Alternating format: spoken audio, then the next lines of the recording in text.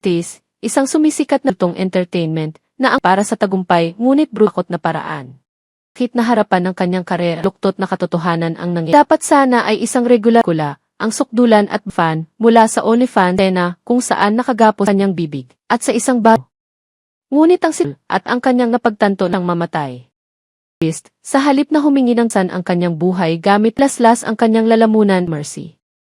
Ngunit doon, sa loob ng tawan ay nakatago sa isang 18 piraso, at ito talaga si Carol Maltese. Kanyang buhay sa isang brutal at manatili sa amisa sa mga pinakabaluktot at tuklasin ang nakakagakod ng industriya ng pelikula. Si Carol Maltese ay pinagmulang Italyano at 1995, kanyang mga magulang, lumaki na sa kaakit-akit na bali. Binigyan natitinag na pagmamahal at si Carol ay masigasig sa pagyo at paglalakbay, palagi. Noong nag-aaral sa isang teknikal, buhay ni Carol Maltese ay naging pagbabago nang malaman niyang 20 lamang.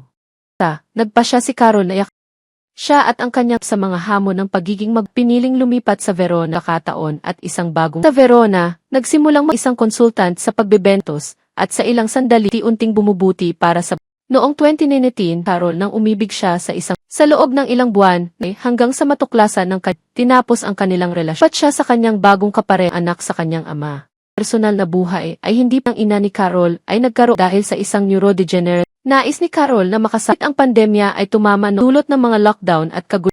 Sa kanyang karaniwang at hindi makapagtrabaho, matinding paghihirap sa pananukang suportahan ang kanyang nahihirapan sa mga panahon ng pandemya, ng pera sa pamamagitan ng ukol sa buhay ng lockdown tong kumita. Sa OnlyFans at mabilis na asang nilalaman na mga pasanin sa pananalapi.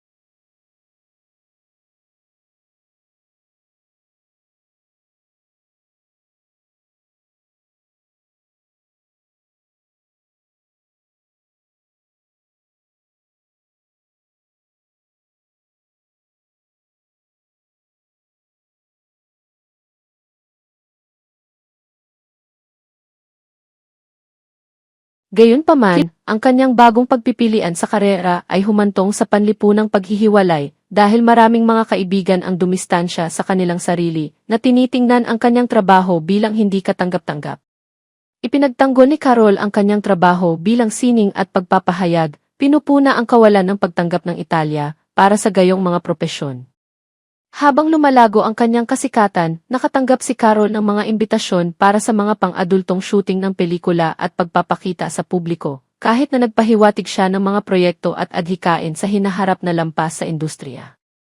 Sa kabila ng kanyang tagumpay, nakipaglaban siya sa mga psikolohikal na epekto ng kanyang trabaho at nahaharap sa personal na kaguluhan, kabilang ang hindi pag-apruba mula sa kanyang bagong kasintahan. Nakalaunan ay humantong sa kanilang paghihiwalay.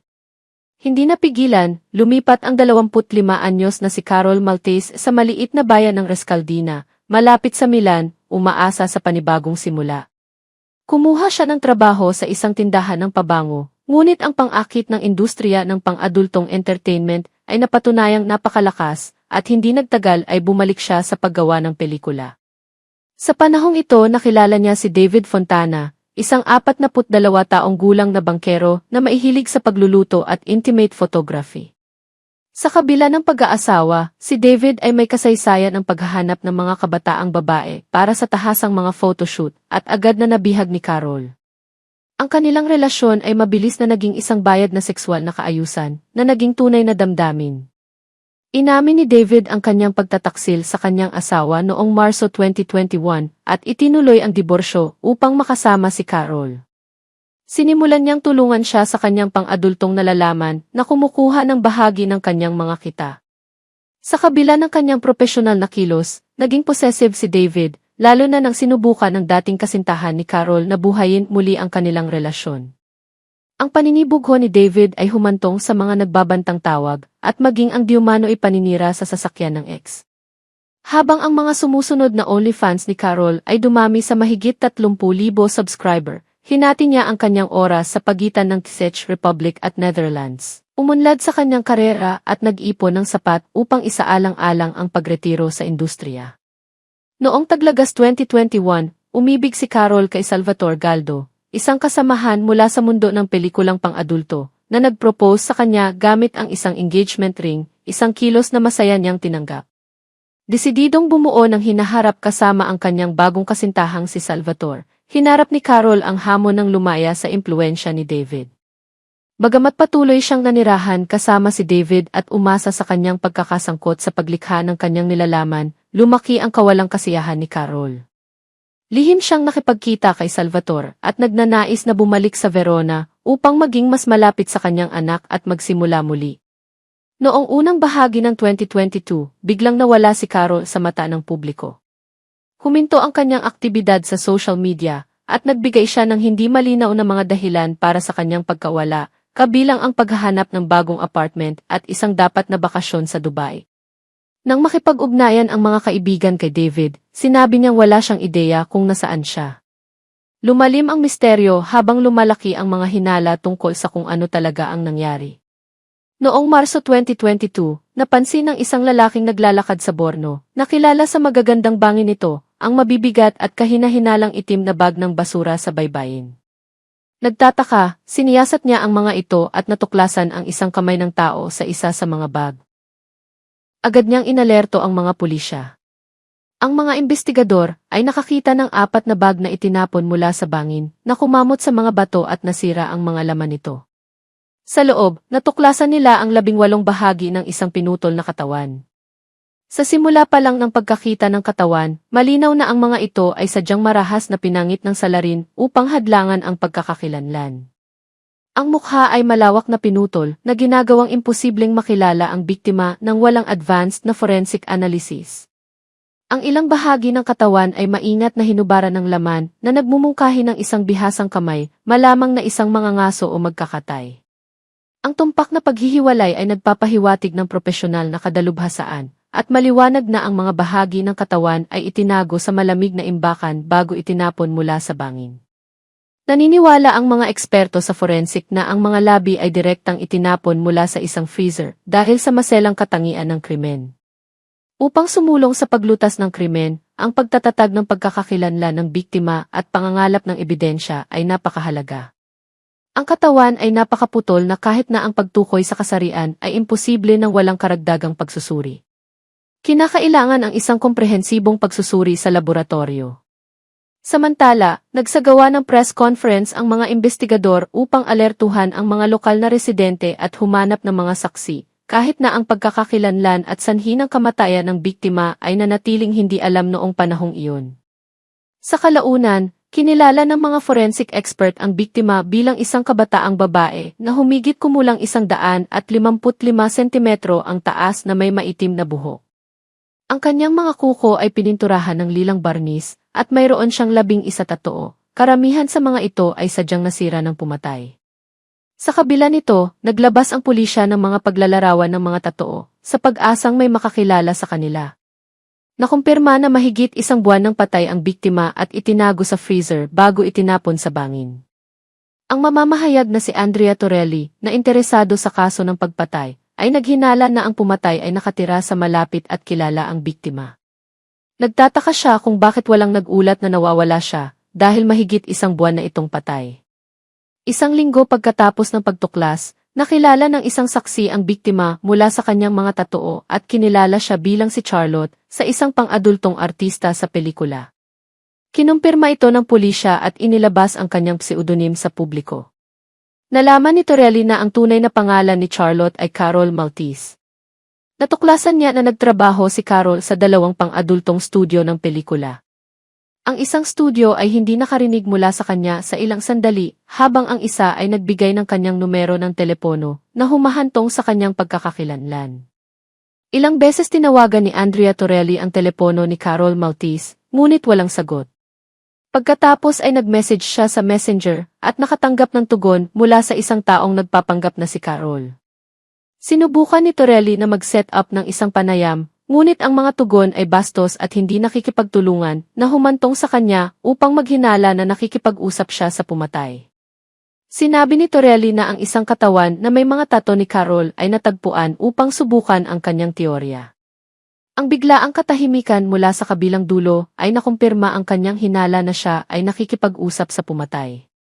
2 pagpipilian ang hinarap ni Andrea Torelli. I-publish ang kwento para sa katanyagan o alertuhan ang pulis at ipagsapalaran ang impormasyon na tumutulo sa ibang media. Ang pagsasakatuparan ng killer ay maaaring tumakas o kumilos kung inalertuhan. Nagpasya siyang pumunta muna sa pulisya noong Marso 27. Pagkatapos ay sumulat siya ng isang artikulo, ngunit itinago ang mga pangunahing detalye tungkol sa biktima at ang kanyang pakikipag-usap sa suspect. Nagdulot ng kaguluhan ang artikulo na nagpakaba sa pumatay. Upang itapon ang hinala, iniulat niya ang pagkawala ni Carol sa pulisya. Noong ika-27 ng Marso, parehong nagsampa ng mga ulat ng nawawalang tao, sina David Fontana at ang kasintahan ni Carol na si Salvatore at tinanong ng pulisya hanggang alas 4 ng umaga kinabukasan. Noong ika-28 ng Marso, opisyal na nakumpirma na ang namatay ay si Carol Maltese. Pagsapit ng ika-29 ng Marso, inihayag ng mga investigador sa pamamagitan ng media na ang 43 taong gulang na si David Fontana ay nakakulong dahil sa hinalang pinag-isipang pagpatay. Si Fontana ay kapansin-pansing kinakabahan at nalilito sa kanyang interogasyon mula sa simula. Sa una, sinabi ni David Fontana na hindi niya nakita si Carol Maltese sa loob ng 2 taon na hindi totoo. Ang kanyang desisyon na iulat ang kanyang pagkawala ilang araw pagkatapos matagpuan ang kanyang katawan ay nagdulot din ng mga hinala. Sa ilalim ng panggigipit, nagawa siyang sirain ng mga investigador na humantong sa kanya upang umamin. Inamin ni David Fontana na noong ika-11 ng Enero, kinukunan nila ni Carol ang isang video para sa isang fan na may kinalaman sa matinding karahasan. Kasama sa kahilingan ng fan ang paglalagay ng bag sa kanyang ulo, pagtali sa kanya, pagtap sa kanyang bibig, at pisikal na pananakit sa kanya. Sinunod ni David ang utos, hinampas ng martilyo si Carol ng maraming beses. Nang tanggalin niya ang bag, natagpuan niya itong malapit ng mamatay. Upang wakasan ang kanyang pagdurusa, dumausdo si David sa kanyang lalamunan. Ibinunyag ng suspect na si David Fontana na sa halip na humingi ng tulong noong namamatay si Carol, natapos niya itong patayin at pagkatapos ay binalak kung paano itapon ang kanyang katawan. Sa loob ng 3 buwan, hiniwa niya ang katawan ni Carol at itinago ang mga bahagi sa isang freezer. Sa pagkakataong ito, ginamit niya ang kanyang telepono upang mapanatili ang pakikipag-ugnayan sa kanyang mga kamag-anak at kaibigan na lumikha ng ilusyon na si Carol ay buhay pa. Ang account ng kriminal ay hindi pare-pareho at nalilito na nag-udyok sa mga pulis na pagsama-samahin ang mga kaganapan. Sinadya ni Carol na lumipat sa Verona upang maging mas malapit sa kanyang anak at tapusin ang kanyang karera sa industriya ng pang-adulto na nagpaplanong pakasalan ang kanyang kasintahan, si Salvatore. Noong ika-8 ng Enero, 2022, nagtanghal siya sa isang club sa huling pagkakataon. Pagkatapos noong ika-11 ng Enero, kukunan niya ang isang video sa utos kasama si David sa huling pagkakataon. Ang mga pagsisiyasat ay nagsiwalat na ang kahilingan sa video ay nagmula sa isang peking account na nilikha mismo ni David na nagdedetalye ng isang brutal at masamang senaryo na kinasasangkutan ni Carol. Hindi na pagtanto ni Carol na ang pagsang-ayon sa video shoot ay nagbigay kay David ng pagkakataong patayin siya. Ang mga aksyon ni David ay pinaghandaan. Sa sandaling nakuha niya ang kanyang password sa telepono, lumihis siya mula sa script at brutal na binugbog siya hanggang sa mamatay gamit ang martilyo. Sa loob ng ilang araw, binisita ni David ang lokasyon ng paggawa ng pelikula kung saan itinago ang katawan ni Carol na nagpakasawa sa kanyang sadistikong pagnanasa. Pagkatapos ay bumili siya ng mga tool para sa paghiwa-hiwalayin ang kanyang katawan tulad ng hacksaw, malalaking gunting, electric saw, at extrang blades mula sa isang tindahan ng hardware. Nag-order din siya ng malaking freezer at roaster na nagdulot ng matinding paso na natagpuan sa katawan ni Carol. Matapos ang pagpatay, inimbak ni David ang putol-putol na katawan ni Carol sa freezer sa loob ng ilang buwan. Noong ika-14 ng Enero, pupunta sana si Carol sa Paris kasama ang kanyang kasintahang si Salvatore. Maling sinabi ni David na siya ay may COVID at nasa self-isolation. Si Salvatore, sa paniniwalang ang kasinungalingan dahil sa paglaganap ng sakit, ay hindi siya maabot at pinanghinaan ng loob na bumisita. Sa loob ng 2 buwan, hindi sinuri ng mga kaibigan o pamilya si Carol na nagpapahintulot kay David na putulin ang kanyang katawan at itapon ang ebidensya.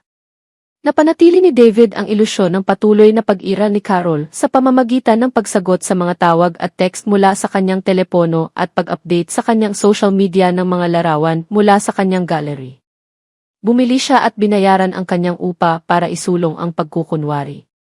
Matapos iulat na nawawala si Carol, sinabi ni David na nagtangka siyang magpakamatay, ngunit hindi ito nagtagumpay dahil sa kanyang pag-aresto. Gayunpaman, walang naniniwala sa claim na ito habang patuloy niyang itinatago ang ebidensya at namumuhay ng normal sa panahong ito. Nagsimula ang pagdinig sa kaso ni Carol Maltese noong ika-24 ng Nobyembre, 2022. Nagtalo ang abogado ni David na hindi sinasadya ang pagpatay, na sinasabing nawala ng kontrol si David habang tinutupad ang kliyente at aksidenteng napatay si Carol. Gayunpaman, ang prosekusyon ay nagpakita ng matibay na ebidensya na si David mismo ang nag-utos ng brutal na video na nagpapatunay na ang pagpatay ay pinaghandaan. Ang pagsisiyasat ay nagsiwalat na sinadya niyang makuha ang password ng telepono ni Carol, ginamit ito upang iligaw ang kanyang mga mahal sa buhay, at inayos ang buong pamamaraan upang bumili ng oras at itapon ang katawan. Naniniwala ang prosekusyon na ang motibo sa likod ng krimen ay paninibugho o kasakiman. Ang relasyon ni Carol kay Salvatore ay umuunlad at nagpaplano sila ng kasal, kung saan inihayag ni Carol ang kanyang intensyon na umalis. Para kay David, nangangahulugan ito ng pagkawala ni Carol at ang kita mula sa paggawa ng pelikula. Bagamat ang paninibugho sa trabaho ni Carol ay tila hindi kapanipaniwala dahil madalas siyang nakikipagtalik sa set para sa pera, at si David ay hindi nagsiselo sa simula. Ang kanyang desisyon na huminto at magsimula ng isang pamilya ay isang mahalagang kadahilanan. Kinumpirma ng isang psychiatric evaluation na si David ay matino at lubos na nakakaalam ng kanyang mga aksyon. Noong ika-12 ng Hunyo, 2023, si David ay sinentensyahan ng 30 taon sa bilangguan, isang nakakagulat na maluwag na sentensya kung isasaalang-alang ang kalupitan ng krimen. Bukod pa rito, inutusan si David na magbayad ng €180,000 bilang kabayaran sa anak ni Carol, €100,000 sa kanyang mga magulang, at €20,000 sa ama ng bata. Ang kaso ni Carol Maltese ay isang matinding paalala ng mga kahihinatnan ng hindi napigilang paninibugho at kasakiman. Habang ang hustisya ay nabigyan ng 30 taong sentensya para kay David Fontana, nananatili ang sakit para sa mga mahal sa buhay ni Carol. Napansin ko na marami sa inyo ang nag-i-enjoy sa aking mga totoong dokumentaryo ng krimen, ngunit hindi pa nakasubscribe sa aking channel. Kung gusto mong manatiling updated sa aking pinakabagong nilalaman at magsaliksik ng mas malalim sa mas nakakaakit na mga kaso, pindutin ang pindutan ng pag-subscribe at ang notification bell.